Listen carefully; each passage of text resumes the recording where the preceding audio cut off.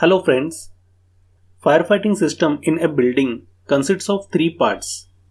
1. Storage tanks. 2. Pumps. And 3. Network of pipes. Let us understand water tanks first. Water tanks are located either underground, at ground level, or on top of the building, or combination of elevated and ground level. It is essential to ensure that this store of water always remains full. In buildings, these tanks are separated from the tanks used to supply water to occupants, which are usually called domestic water tanks. Water must flow from the municipal supply first to the fire tanks and then to the domestic water tanks. Now the question is, how much water should be there in tanks? As per building codes, the buildings are divided in three parts depending on its use. That is, light hazard, medium hazard, and high hazard. Light hazard buildings such as schools, residential buildings, and offices. Medium hazard buildings such as factories and warehouses. And high hazard buildings such as foam factories, aircraft hangars, paint factories, firework factories, etc., which store or use flammable materials. The quantity of water to be stored is usually given in hours of pumping capacity.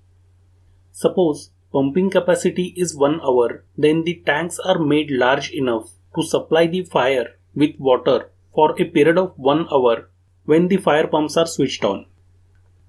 For example, building codes may require light hazard systems to have 1 hour capacity and high hazard system for 3 to 4 hours capacity.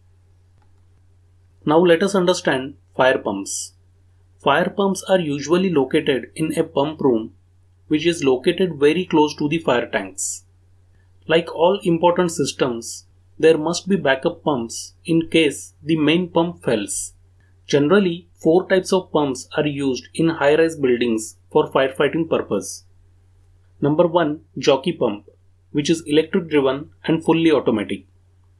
Number 2. Main pump, which is electric driven. It starts automatically but needs to switch off manually. Number 3. Backup pump, which is diesel driven. It starts automatically but needs to switch off manually. And number 4. Sprinkler pump, which is electric driven. Each of these pumps is capable of pumping the required amount of water individually. They are identical in capacity except jockey pump. Jockey pump is a small pump which continuously switches on to maintain the correct pressure in a distribution system, which is normally 7 kg per centimeter square or 100 psi. Jockey pumps should be sized for 3% of the flow of the main fire pump and to provide 10 psi more pressure than the main fire pump. If there is a small leakage somewhere in the system, the jockey pump will switch on to compensate for it. The pumps are controlled by pressure sensors. When a firefighter opens a hydrant or when a sprinkler comes on, water gushes out of the system and the pressure drops. The pressure sensors will detect this drop and switch the main fire pumps on. During fire, due to any reason, if electricity fails, then these electric driven pumps will not work. Hence, diesel driven pump is required as a backup pump. All pumps except jockey pump, once they are started, the only way to switch off a fire pump is for a firefighter to do this manually in pump room. This is an international code of practice that is designed to avoid the pumps switching off due to any malfunction in the control system. The capacity of pump is decided by considering a number of factors such as the area covered by hydrants or standpipes and sprinklers, and the type and layout of the building. Now let us understand network of pipes. The distribution system consists of steel or galvanized steel pipes that are painted red. When running underground, they are wrapped with a special coating that prevents corrosion and protects the pipe. These are basically two types of distribution systems: automatic wet system and automatic dry system. Automatic wet systems are the network of pipes filled with water connected to the pumps and storage tanks, as described so far. Number 2. Automatic dry systems. Automatic dry systems are the network of pipes filled with pressurized air instead of water. When a firefighter opens a hydrant, the pressurized air will first rush out and then the water comes out.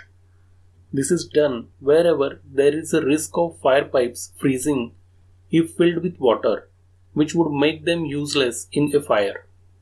In high-rise buildings, it is mandatory that each staircase have a wet riser, a vertical firefighting pipe with a hydrant at every floor.